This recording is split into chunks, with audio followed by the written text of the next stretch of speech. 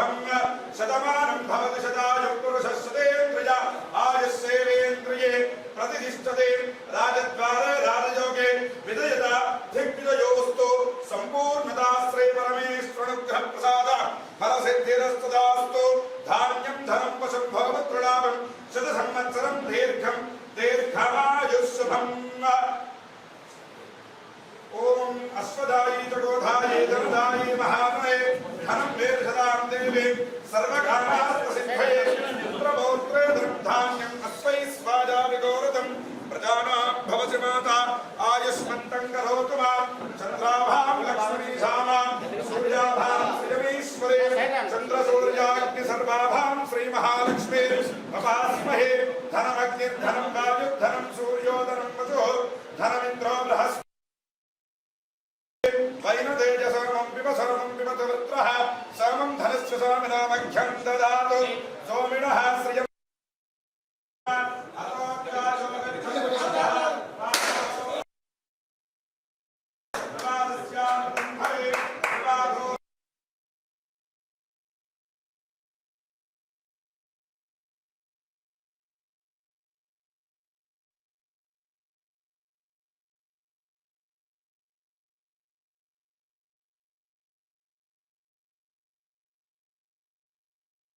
हरे तस्मादो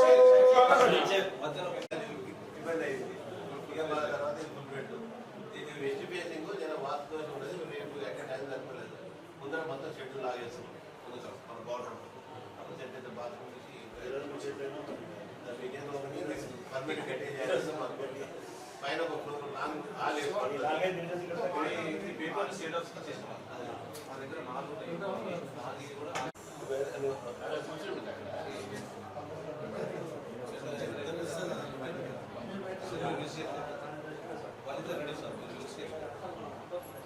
ఇద్దరు పిలిచి చెప్పేసి సార్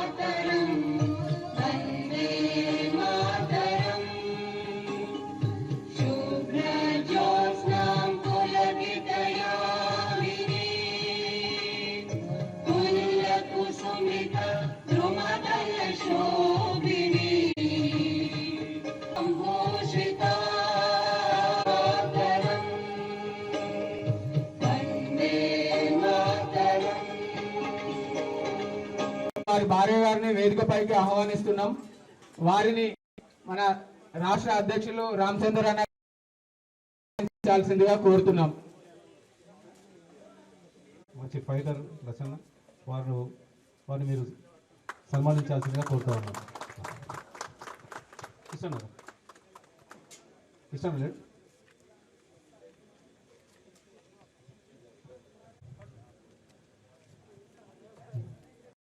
మీరంతా కూడా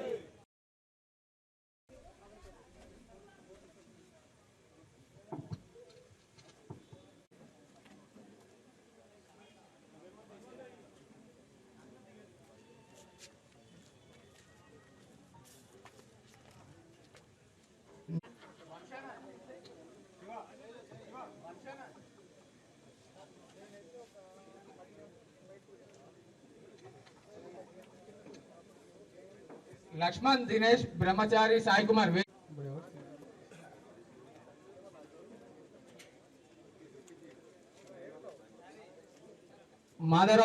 మాధవరం కాంతారావు అన్న గారికి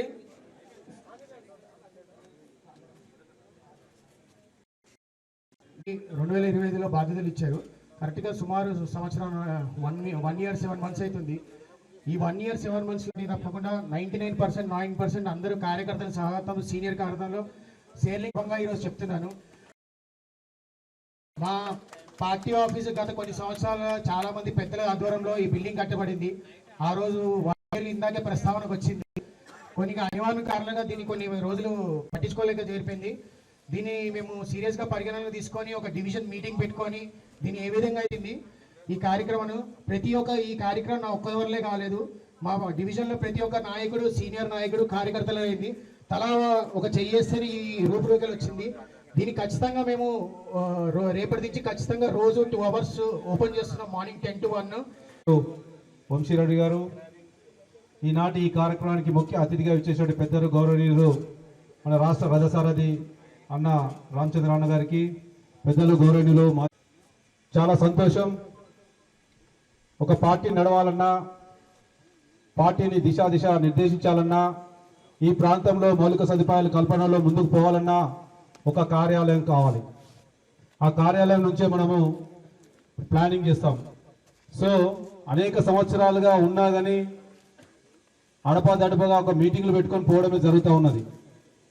కానీ ఇప్పటి నుంచి వంశీరెడ్డి గారి ఆధ్వర్యంలో నిరంతరం ఒక ఆఫీస్ బాయ్ని పెట్టి ఇక్కడ స్థానికంగా ఏ అవసరం ఉన్నా కానీ పెన్షన్స్ కానీ, వృద్ధాప్య పెన్షన్స్ కానీ, విడో పెన్షన్స్ కానీ, ఎటువంటి సంక్షేమ పథకాలన్నా కానీ, లేదా స్థానికంగా ఉన్న మౌలిక సదుపాయాల వల్ల కానీ ఏ అవసరం ఉన్నా కానీ భారతీయ జనతా పార్టీ కార్యాలయానికి వస్తే పని అవుతుందనే విధంగా మరి ఈ డివిజన్ అధ్యక్షుడు చూడాలని చెప్పి ఈ సందర్భం మనం చేస్తూ ఉన్నాం.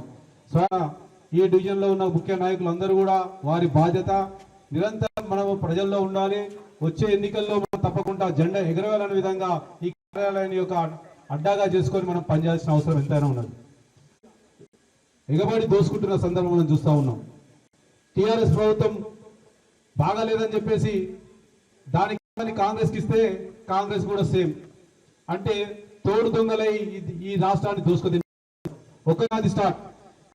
రామచంద్రన్న సంవత్సరం పూర్తయిన సందర్భంగా 6 నిమిషాలు ఎక్కడ చూసినా అన్ననే, ఏడ చిన్న సమస్య వచ్చినా అన్ననే. ఆ రకంగా మరి 24 గంటలు పనిచేస్తున్నాడు.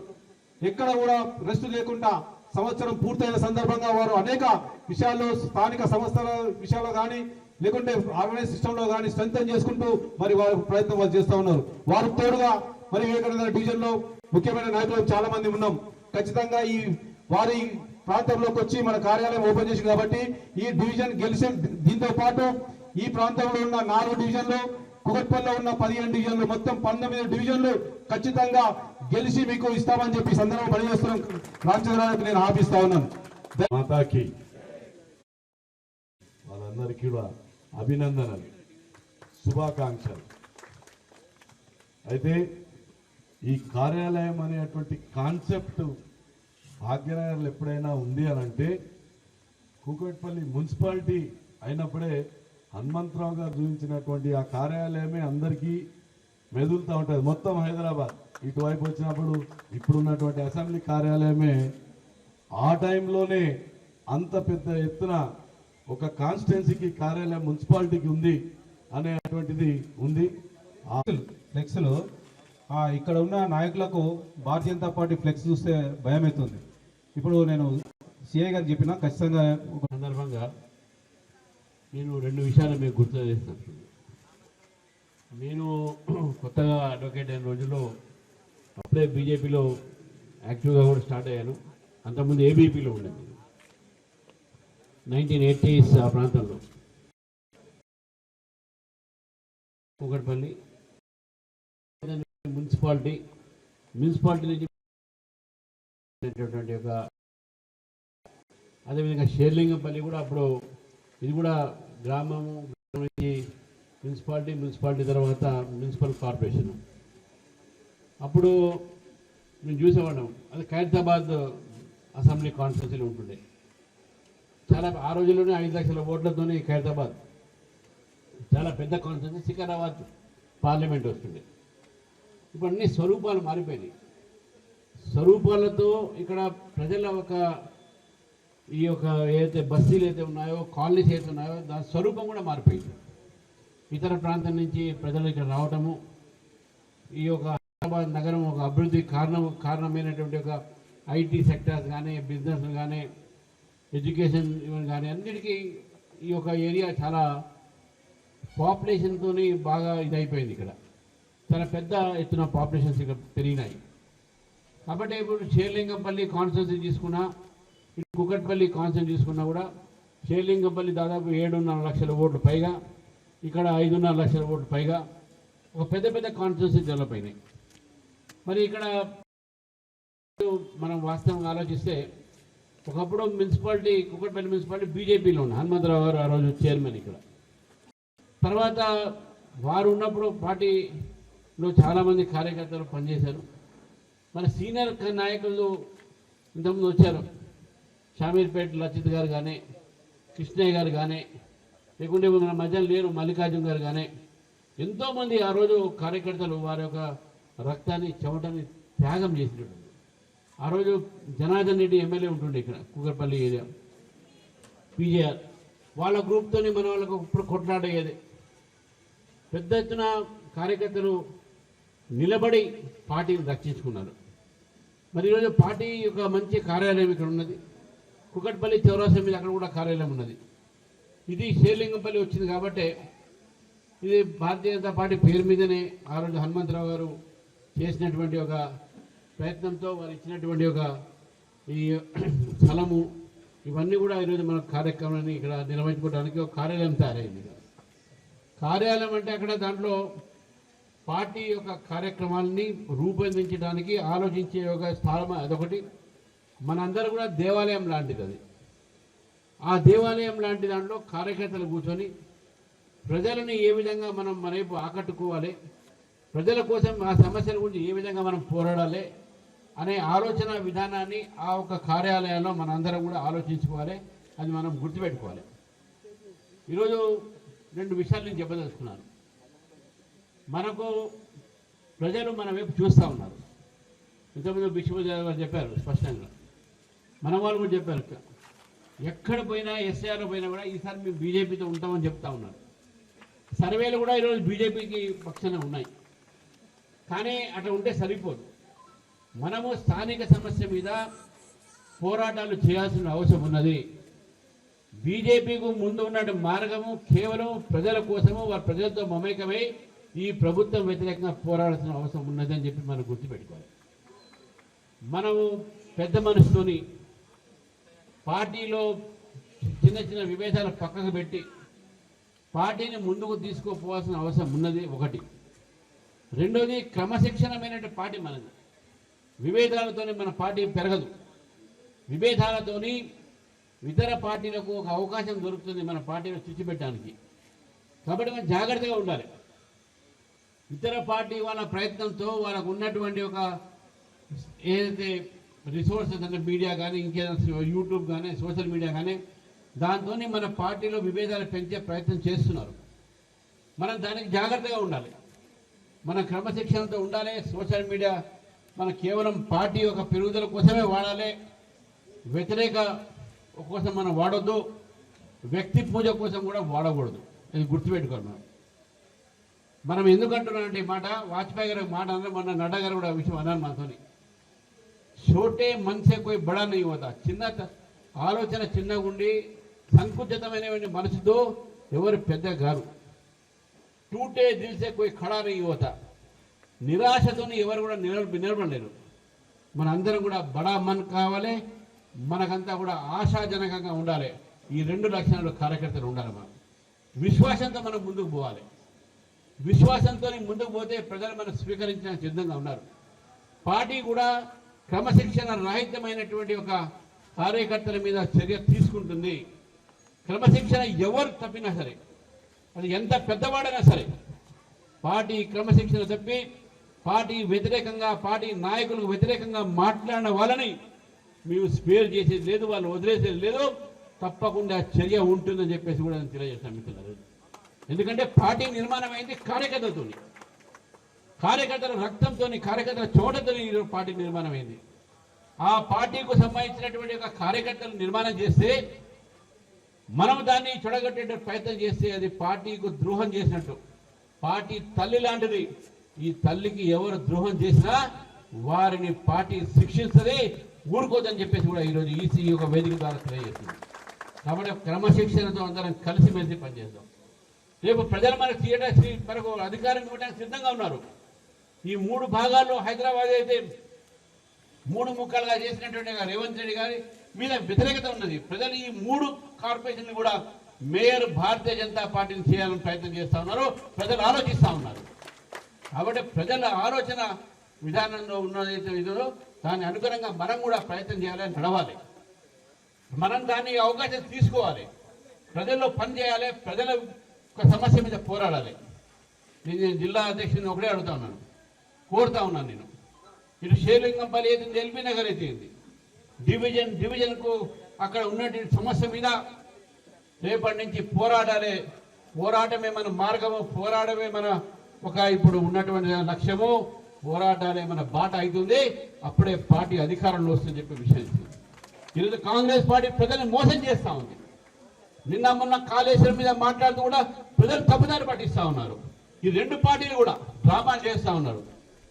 దాని మీద వివరంగా తర్వాత నేను మీడియాతో మాట్లాడతాను ఎప్పుడో ఒకసారి. కానీ ఈరోజు ప్రజలు ఆలోచిస్తూ ఉన్నారు. భారతీయ జనతా పార్టీ ప్రజల కోసం పనిచేస్తూ ఉంది. ఇంతకుముందు విశ్వపతి యాదవ్ గారు చెప్పినట్టు నరేంద్ర మోదీ గారి పరిపాలనలో ఈరోజు భారతీయ జనతా పార్టీ ప్రభుత్వంలో ఈరోజు భారతదేశము ప్రపంచంలోనే ఒక గౌరవాన్ని స్థాపించుకున్నది. ఆస్ట్రేలియా పోయినప్పుడు చూసాం మనం. అక్కడ ఉన్నటువంటి ఒక ప్రైమ్ మినిస్టర్ గతంలో మనకు యూరేనియం ఇవ్వడానికి సిద్ధంగా లేడు. కానీ ఇప్పుడు యూరేనియం ఇవ్వడానికి సిద్ధంగా ఉన్నాడు. దానికి ఒక అగ్రిమెంట్ కూడా జరిగింది. కాబట్టి అనేక రకాలైనటువంటి ఒక దేశాలు ఈరోజు భారతదేశాన్ని గౌరవిస్తూ భారత ప్రధాని ఎక్కడ పోయినా ఆ దేశం అతిపెద్ద గౌరవాన్ని, భరతరత్న లాంటి ఆ దేశంలో ఉన్నటువంటి అతిపెద్ద గౌరవాన్ని నరేంద్ర మోదీ గారికి ఈరోజు ఇస్తా ఉన్నారంటే, ముస్లిం దేశాలు కూడా ఇస్తున్నారంటే దాన్ని బట్టి మనం ఆలోచించాలి భారతదేశం గౌరవం ఎంత పెరిగిందని చెప్పేసి. కాబట్టి మిత్రులారా, ఈ సందర్భంగా మేము అందరం కోరుతా ఉన్నాను, కలిసిమెలిసి మనం పనిచేస్తాం, ముందుకు వెళదాం, పార్టీని బలోపేతం చేస్తాం. ఇటు కుకట్పల్లి, ఇటు షేర్లింగంపల్లి రెండింటిలో కూడా అన్ని డివిజన్లకు గెలిచే ప్రయత్నం చేస్తాం. గెలుస్తామన్న పూర్తి నమ్మకం ఉన్నది. ప్రజలు మనతో ఉన్నారు. కానీ మనం కష్టపడాలి. దానికి ప్రజలు నాకు ఓటేస్తారా అని ఇంట్లో పట్టుకుంటే సరిపోదు. రేపు టికెట్లు కూడా ప్రజల మధ్యన ఉన్న వాళ్ళకి సర్వేలు చేసి పార్టీ ఇస్తుంది. అది కూడా గుర్తుపెట్టుకోవాలి. మా చుట్టూ తిరిగితే టికెట్ రావు, నాయకుల చుట్టూ తిరిగితే టికెట్ రావు. ప్రజల్లో తిరిగితే టికెట్లు వస్తాయి.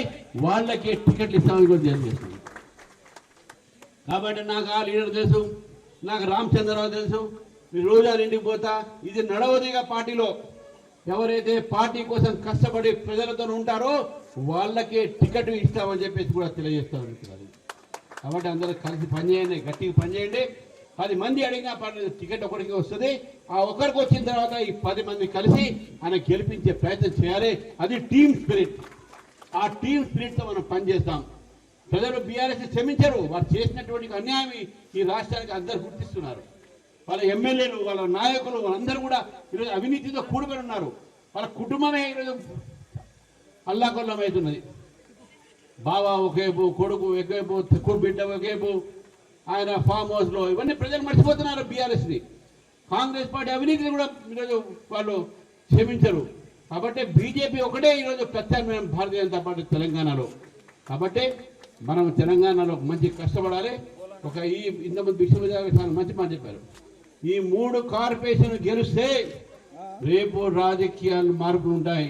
రేపు తెలంగాణలో కూడా భారతీయ జనతా పార్టీ ప్రభుత్వం ఏర్పడుతుంది. అందుకని మనం గెలవాలి, గెలిచి తీరాలి, గెలుస్తాము అని చెప్పి నాకు పూర్తిగా నమ్మకం ఉంది. ఈ యొక్క అవకాశం ఇచ్చినటువంటి మిత్రులకు మరొకసారి ధన్యవాదాలు చెబుతూ భారత్ మాతాకి జై. జై శ్రీరామ్.